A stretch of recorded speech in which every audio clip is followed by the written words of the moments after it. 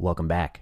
A Twitter battle happened a few days ago, and I'm going to annotate it for you. This is about whether or not you ought to treat high-risk smoldering myeloma outside of a randomized control trial. In one corner, we have Dr. Vincent Rajkumar from the Mayo Clinic. In another corner, we have Dr. Aaron Goodman from University of California, San Diego. And I, Dr. Vinay Prasad, am going to walk you through these arguments. All three of us take care of multiple myeloma patients. All three of us have a panel with a lot of myeloma patients.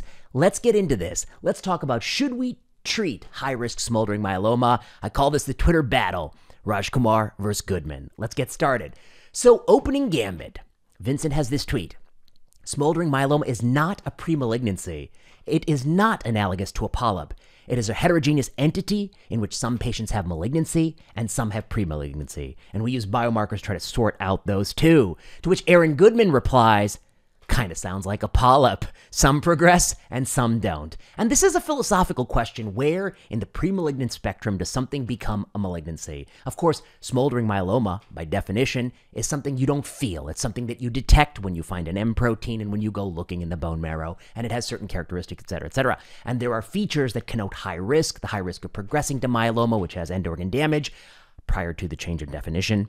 And there are features that say that it's more likely to be indolent. And the question is, do we treat smoldering myeloma, which is something that we haven't done, we're going to revisit in this video why we haven't done it, with the novel drugs? Are we ready to treat? And this is the debate between Aaron Goodman, Vincent Rajkumar, two myeloma doctors. And now let's toss a third myeloma doctor, me, into the mix, okay? This is the algorithm that Dr. Rajkumar linked to, and it basically says if you have myeloma, treat as myeloma. If you have high-risk smoldering myeloma, there's sufficient evidence to use lenalidomide, which is the ECOG study, or RevDex, and that's based on the Jesus San Miguel study, that phase 2 study that was in New England Journal of Medicine. It says to treat, and we're going to talk about some of the challenges with this paradigm. I think it suffers from a big problem. One is, I think you could safely argue that you ought not treat with current evidence high-risk smoldering myeloma. The other thing you could argue is if you were going to treat it, if you're going to treat it as if it was myeloma, why the hell are you just giving Revlimid alone? That seems like insufficient therapy. We'll talk about that. This is a paper from Bob Kyle, 2007, NEJM, and it shows the difference between monoclonal gammopathy of unknown significance, or MGUS, and smoldering MM. And what it shows is that with smoldering myeloma, that it has a much higher rate of progression over time to multiple myeloma. But MGUS, it's not zero. It also has a rate of progression to multiple myeloma. And I want to just point out here, at 20 years since follow-up, it was 78% and 21%, This is the Kyle paper. This is the Mayo Clinic data. What put him on the map when it comes to myeloma. We have a lot of risk scores in recent years that use things like aberrant CD138, free light chain ratios, M protein, bone marrow percentages, et cetera, fish abnormalities. And you can try to find different risk scores that find the people at the highest risk of progression. This is showing you a 5-year time horizon, high risk smoldering, intermediate risk smoldering, low risk smoldering, and then the low risk group. And my point here is just that, there is no risk classification that tells you 100% sure that this person is going to progress, and even the highest of high risks have a fraction of people that still have not progressed even with 5 years follow-up. That's the big take-home point, that nobody has a perfect tool that will tell you who is going to progress. What about polyps? The analogy was made to polyps. And it actually turns out that polyps also have a risk of progression to colorectal cancer. And the more I thought about this analogy, I thought it actually kind of cuts the other way. So this is a study that came out in a British journal, and it actually tracks the rate of polyps progressing to CRC depending on the age of the person in whom the polyp was followed. And 10-year progression rates can be non-trivial. I mean, they can be in the 40 percentage points range of becoming colorectal cancer if left untreated. And these are looking at polyps rather broadly. But polyps, just like smoldering, can be further risk stratified. There are tubular villus adenoma polyps with high-risk dysplasia. Those ain't good. And there's smoldering myeloma that's high risk. And that is also much more likely to progress.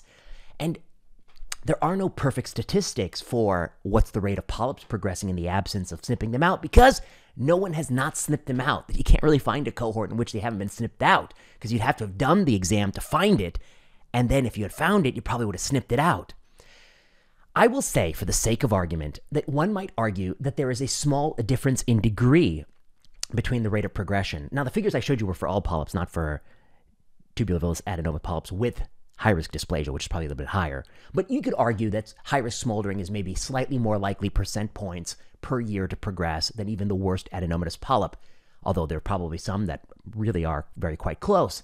But this is the difference in degree and not a difference in kind. I mean, nobody thinks that going from a 7% annual risk of progression to a 12%, there's some magic cutoff where we have to throw our hands up and say it's cancer. These are differences in degree, not of kind. And if anything, the case is stronger to intervene on polyps than it is on smoldering. Why?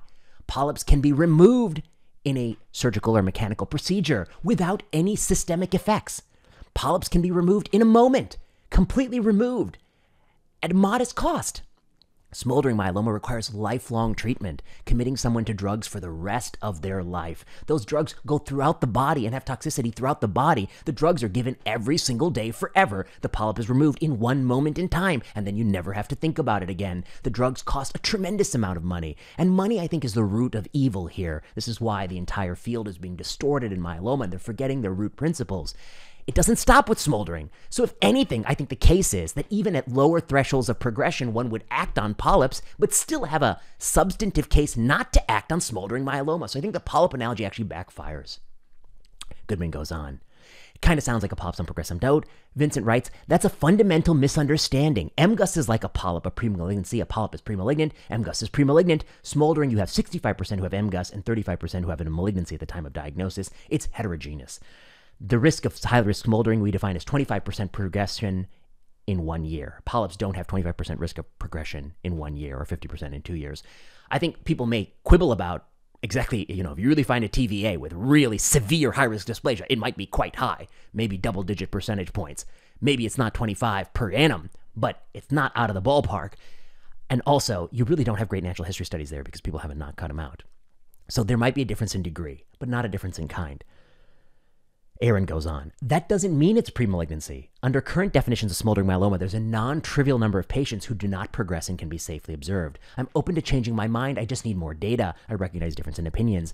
Dr. Rajkumar, read the thread. The recommendations treat only the 1/3 of smoldering myeloma classified as high risk. They have 50% progression in 2 years. In the Spanish trial, all but 2 people progressed. Aaron writes, for me, to treat someone for a long time, I need more data. I don't think I'm alone in such an opinion. Your trial did not have enough high-risk patients for me to come to any conclusion, and the endpoint of PFS is not enough for me to change my practice in asymptomatic patients. I read a nice paper in Blood Journal recently by Maury Gertz, and I know others who share similar views. Maury, of course, is like-minded with me and Aaron. Aaron goes on. Final thought. If I had high-risk smoldering myeloma, I would definitely want to be watched closely, and then I would start treatment with RVD, plus or minus DARA, on progression to overt cancer. My fear is treatment of smoldering with REV both overtreats and undertreats at the same time. Now he's getting into it. That's a very good point. Vincent right back. You can do it as a personal risk, but don't put your patients at risk. There's a 90% risk of end organ damage before you intervene. I've seen how this story plays out with people who are this confident in talking about how they will catch progression by close follow-up. Aaron writes back, but this statement is not fair in my opinion. End organ damage? How many patients had spine fractures, broken hips, or irreversible kidney damage? Vincent writes, read up. I've read the supplement of your paper and I could not find the data. Do you have it? Vincent says, really? It's in Appendix 6. In the ECOG study, we had 28 progressions, 3 were renal failure, 14 bone lesions. See the table. Aaron writes, I'm well versed in this table as it is in my grand rounds talks on the subject, but the table doesn't answer the question. Does the table answer the question? Here's the table. The table looks at the randomized phase 3 Eastern Cooperative Oncology Group study by Lonial and colleagues. And this looks at when the control arm progressed, what did they progress with? And it's here clearly documented here, hypercalcemia, anemia, renal failure, and how many people had bone lesions. But here's the rub. This is the difference between what Aaron and Vincent are talking about. Vincent says it's there, Aaron says it's not there. They're talking about slightly different things. The question is, we don't know how many people had bone lesions detectable on radiography only, and people had painful bone fractures. We don't know how many people required surgery for those bone fractures, and how many people, once they were told about it, started treatment, they never felt it or noticed it. We don't know how many people whose creatinine became elevated had uncorrectable creatinine elevations and how many in which it corrected with treatment. And we don't know who went on dialysis forever. So Aaron's point is that the clinical manifestations of myeloma, being on dialysis, broken bones, I care about that. I haven't seen proof of that. And Vincent's point is, well, we know that, we have these radiographic findings and that some people had an elevation in creatinine. Vincent writes, we followed patients monthly, which is more than done in routine practice. When they had end organ damage as defined in the protocol, they come off study. We don't watch patients after they come off study to see what type of end organ damage you list. And that's the rub. One could argue they ought to have done that. I mean, one would have wanted to do that. If you're going to make the claim that you're averting dialysis, you'd want to measure whether you're averting dialysis. It goes on.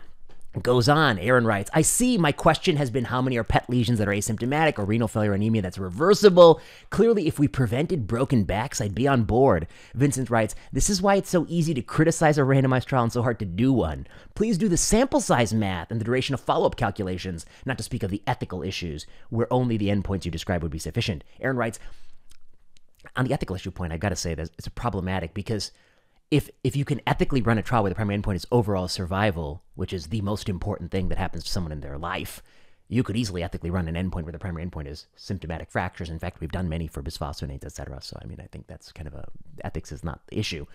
It's a sample size and power. Aaron writes, if a very large study is needed to show clinically significant prevention of irreversible organ damage, then I guess the event you describe doesn't happen often. And this is really an interesting point, which is that if you need a sample size of tens of thousands or hundreds of thousands of people, it can't be a frequent event. Vincent writes, it does. Don't trivialize a serious problem. My God, end. All right. That was the dialogue. Let's break it down. I think there's at least 4 key conceptual problems in this dialogue, and I want to unpack them for you. I think it's interesting. It's telling about the state of high-risk smoldering myeloma. So number 1, I think Vincent leads with an opening gambit that smoldering is a mix of 65% MGUS and 35%. It's practically already myeloma. Okay, if that's his opening gambit, then this is the problem that I see with his study that Aaron is alluding to, which is that their own guidelines say that treat as myeloma, which means at least a triplet. I think in the modern age, in 2022, it would be negligent to treat de novo myeloma with anything less than a triplet based on the consensus of everybody and all the guidelines. And yet, here, for the 35% of people, 50% of 35%, who have high-risk smoldering myeloma are going to progress in the next 2 years, they say treat with only lenalidomide. So here's the question, which is that if you're saying we're trying to find this 35% and treat them as if they have myeloma, then why are you not treating them as if they have myeloma? Imagine I had a patient with multiple myeloma and I just gave them Revlimid alone. You would say, what the hell is wrong with you? Why are you doing that? That's negligent therapy. And yet here, they're recommending negligent therapy. And so Aaron's point is that you're both over-treating the people who had the MGUS in there. There's going to be some bleed-in because no risk factor system finds 100% of people who invariably progress. And his other point is you're under-treating the people who you think actually have myeloma in there. You're under-treating them because Revlimid alone is inadequate therapy. So I think this guideline scheme makes no sense. I mean, they'll have to concede that. That's a problem they face. If they want to treat, why aren't you recommending triplets? 2, ignorance of history. I think we've done a total 180 on ignorance of history. I'm going to take you back to 93, 94, 2000. These were 3 seminal studies where they initially tried to treat people with Dury-Salmon stage 1 myeloma who were asymptomatic, didn't have end organ damage, but was on the spectrum, what we would consider smoldering today. And in all these treatments, they treated early versus treated late with largely melphalan-containing regimens because prior to the advent of thal, that's what we had. And in all of these studies, the primary endpoint they cared about was overall survival. They also cared about responses, but they weren't seduced by the phantom of PFS. The rise of PFS has really been driven by the pharmaceutical companies. It wasn't something that we obsessed about, PFS. We used to obsess about overall survival and activity because of Mortel. Let me walk you through these studies. This was the 93 study. A study of deferred treatment versus initial therapy. This is all-cause mortality shown here on the y-axis. And what you see very clearly is that, although sample size very small, there didn't appear to be any benefit in terms of survival in treating asymptomatic or what we would consider smoldering myeloma patients. The authors write, in 1983, when this study was started, watch and wait for asymptomatic myeloma was generally not accepted. Actually, it was not accepted when they started in 83, and many clinicians hesitated to defer treatment. This lack of consensus was our main incentive for the study. Nowadays, the concept of smoldering and indolent myeloma are well established, and watchful waiting policy is well established, but when we did this, it wasn't. They go on. A possible advantage of deferral of therapy is illustrated by 2 cases of secondary leukemia, both occurring in the initial treatment group. This is an important point. Revlimid also has risks of secondary malignancy, and I know people try to hide it behind alkylators plus Revlimid, but Revlimid alone does. And what they're saying is that the reason we need overall survival is we don't know the full toxicity of giving more chemotherapeutic treatment to people for more years. It's true for Mel and it's true for R. It's not untrue for R. They go on. Concluding remarks. In asymptomatic myeloma, deferral of chemotherapy is feasible if the patient is well informed and can be closely followed by regular visits for clinical and laboratory evaluation at maximal intervals of 2 months. This is 93, 2 months. Vincent is saying we did 1 month and no one does that. They're recommending less than 2 months in 93. Poorly informed patients and longer checkup intervals involve an obvious risk of disabling complications if a rapid disease progression should occur, outweighing possible benefits of treatment deferral. This is back in 93. They're moving because they failed to find a survival benefit of early upfront treatment over delayed treatment. They said don't treat smoldering, 93. And in fact, follow them closely. 94, next study. This is the same sort of thing, except it's a different combination, melphalan-based chemotherapy versus observation. It's still small sample size. Okay, this, by the way, people are going to complain about sample size. This is in 2022, okay? This is back in the diggity. And by the way, by 2042, the studies you're using now are going to look like horse shit because they're too small and the endpoint is too stupid. By 2042, 2062, they're going to be running the appropriate studies because the history of medicine is a march towards progress, even though people say you can't do randomized studies. They're so hard to do. In fact, we just do bigger and better ones. And the people who are critics of randomization, they're always going to lose. They're not going to live forever, and smarter people are going to come along. That's the nature of life. In patients with early disease, cytostatics may be delayed at time of disease progression. That's their conclusion in 1994. In 2000, another study. This is the third study. Melphalan-based regimens. They write, the results of our study, the lack of overall survival benefit indicates that deferring treatment is a reasonable alternative to immediate chemotherapy.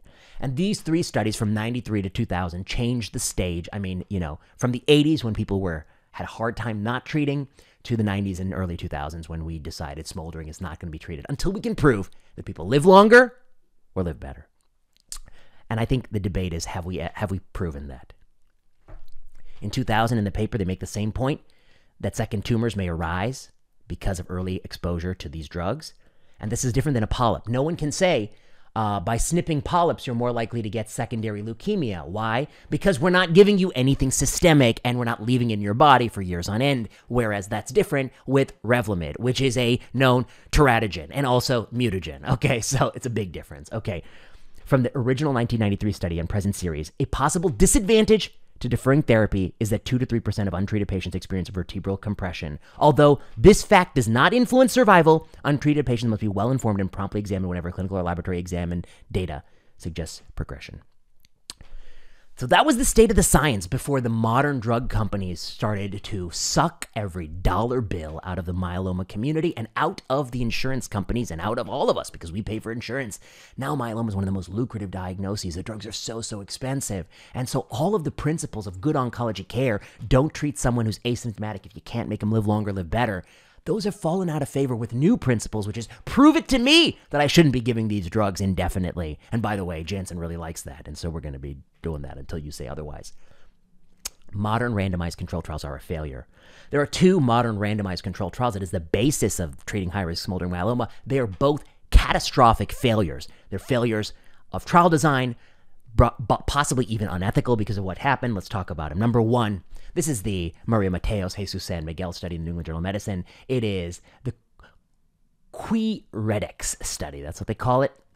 It's not a very useful study. It took people with high-risk smoldering myeloma, randomized them to RevDex or observation. And when you had observation, clearly active anti-myeloma drugs will delay the time until myeloma progression. For instance, if we just put Revlimid in the water supply, I'm sure you're going to get less myeloma. But the problem is you're going to get a lot of problems, right? So Revlimid is not a benign drug. PFS is better. Duh. OS, they say, is better. But look at the sample size, 5762 people. This is a volatile estimate, okay? It's not the primary endpoint of the study. It's not designed, powered, or suited for OS. It could never survive regulatory scrutiny. For instance, they did not take this and submit it to the US FDA and ask for marketing authorization for smoldering because the FDA would say no. They would say no because this is not suitable. Problems with this study. One, they didn't do PET-CT on entry. We do PET-CT in the United States to find people with myeloma. By not doing it, there are people in high-risk myeloma category who actually have myeloma. And so that's not a clear study of high-risk myeloma. Two, the primary endpoint is PFS. PFS is not a useful endpoint for treating a let's not call it a precondition. Let's call it a condition in which we normally don't treat but observe. Delaying the time until disease recurrence is useless. You have to show you really impact survival or quality of life because you're adding toxicity in a time somebody wouldn't be getting any drug at all. overall survival is unreliable. Many people think that if the trial has a low sample size, we might miss a benefit that actually does exist. But what they don't realize is that when you do find differences between the arm, they're much more likely to be spurious or exaggerated. And you can do the math on that and prove it yourself. You can read the paper on power failure by Ioannidis and colleagues in Nature, I think, Biosciences.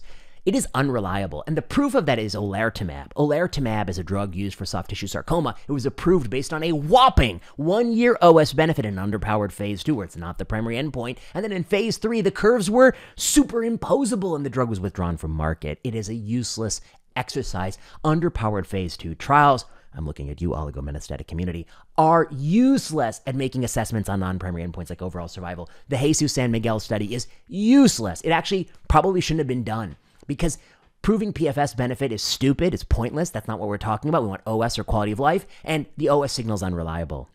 Finally, only 8 patients on the control arm, when they progressed, got Revlimid. The rest got delinquent, antiquated, old therapy, poor post-protocol care. So it's a trial of new drugs up front versus terrible care on the back end. And that's a problem with this study. Enter the Eastern Cooperative Oncology Group study. This was initially run to be lenalidomide versus observation. They're going to measure PFS, and then they're going to measure OS as the secondary endpoint. They saw the PFS signal, and this is the overall survival. Look how different it is than the early 1990s. These people are mostly doing super, super well, even the group that's being observed, okay? There's been a lot of stage migration going on here. And in this study, they made a boneheaded decision. The moment they saw the PFS benefit, they popped the champagne. They called up their friend. I don't know what they did. They popped the champagne. They got excited, and they sabotaged the study, because now everybody who was initially assigned to observation was offered Revlimid. So the whole study is crossed over, confounded, useless. They're gonna say the reason we didn't find an OS benefit 5 years from now is because people got all good drugs. They have poisoned their study, literally, with a poison, Revlimid, to answer the useful question. And a study that can't answer a useful question is by definition unethical.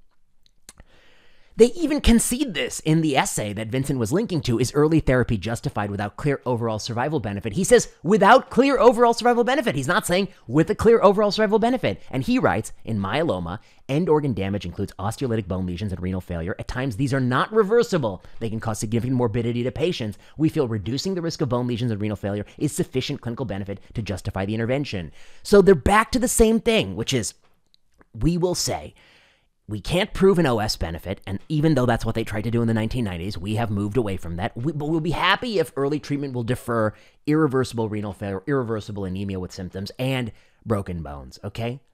But the problem is they don't have that data. Their study didn't look at that data. Vincent conceded that.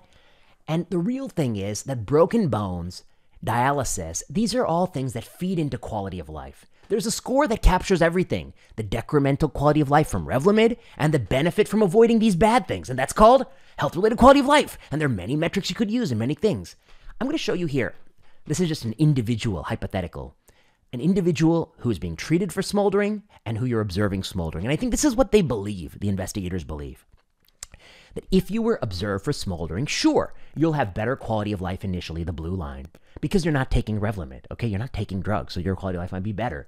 But when you progress, there'll be something terrible happen to you, like a broken back, and then your quality of life is going to be precipitously declining, okay? And meanwhile, let's talk about the treated group. You're treated, your quality of life is a little bit worse initially, but you see the pivot point in the curve is actually a bit further out because you're not having true myeloma until later. And when you progress, you're not progressing with such bad complications. We can temporize that. And so if you integrated all the area under the orange curve, it's going to be bigger than the area under the blue curve. And so quality of life is better if you were to treat. This is what they think, I think. This is what they are assuming in their mind. But the problem is, they've never shown it.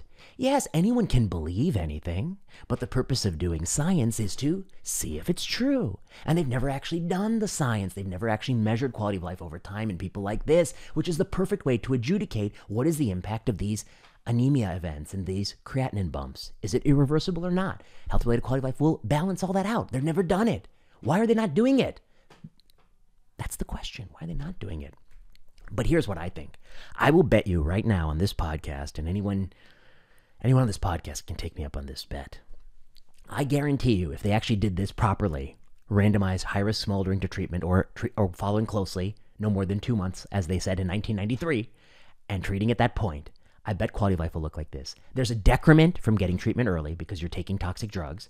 And then I think that most of the progression events are going to be very, very mild, and you'll be able to salvage them, and you'll never have more area under the curve. You actually have worse quality of life from being treated early. This is what I guess.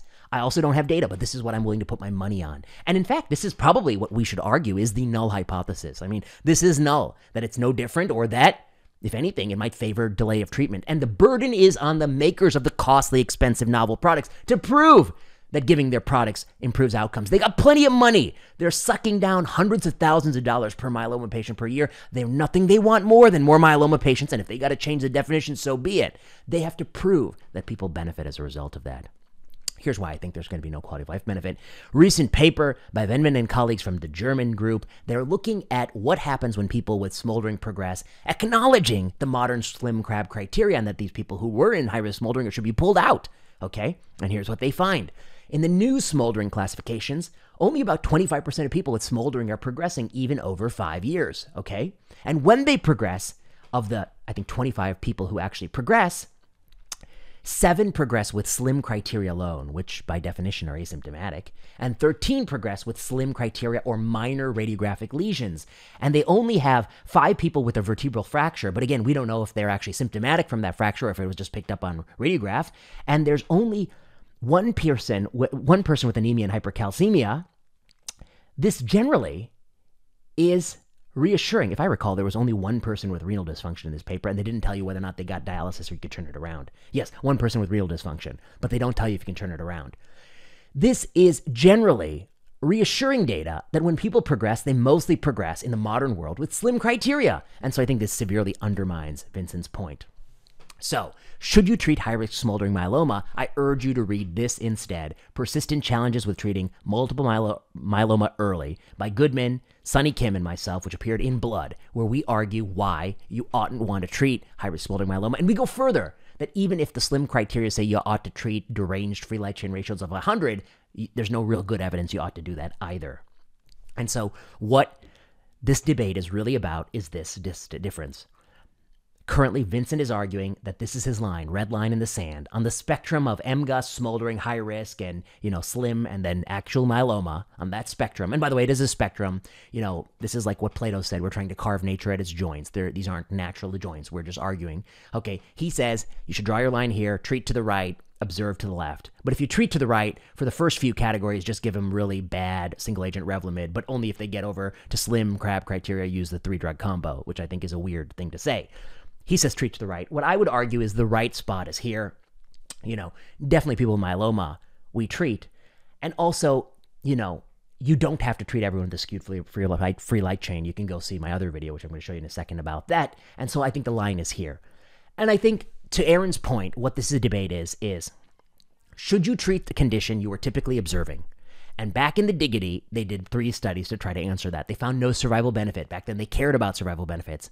Now we find a progression-free survival benefit, but that's tautological. Like, of course, giving anti-cancer drugs will delay the time until M proteins rise in the blood. But that doesn't mean people are really better off as a result of that. The measures of people being better off as a result of that are survival, which was initially the secondary endpoint of the Eastern Cooperative Oncology Group study, which they poisoned when they crossed everyone over. So they purposely ruined their own study, which I don't understand why they would do it. Overall survival is not reliable in Jesus San Miguel study because the power is too low, which means any positive result for secondary endpoint is likely to be spurious. In fact, much more likely to be spurious than true. Quality of life is something they've never actually measured or reported, and it's possible they may be right, as Vincent argues, but it's possible they may be wrong, as I will argue is probably the case, and I'm willing to bet that they're wrong. And these endpoints of dialysis and renal failure, they're not directly measuring, as Vincent concedes. And so should you treat high-risk smoldering early? The case has not been made. And if anything, the drugs are far more expensive than they ever were, and the burden should be a little bit higher than it is. And the polyp analogy is fundamentally flawed because even the highest risk polyps, they do have quite a propensity to progress to cancer, but removing a polyp is much easier. I'd rather you remove a polyp than take Revlimid for the rest of my life. I mean, who's even questioning that? Of course. So it's natural to remove polyps, and we actually have very limited data about TVAs with high-risk dysplasia. Okay, you like this video? Watch this video. What questions are current myeloma trials not answering, which I gave to the UK group, Autumn Research Day, and I think that's a good summary of my views on this topic. So, Twitter spat, and here we've adjudicated it. This is the Plenary Session podcast. If you listen to the audio feed, You're going to want to watch it on the video. And I'll be back. ASH is coming. I'm going to cover everything in videos on ASH.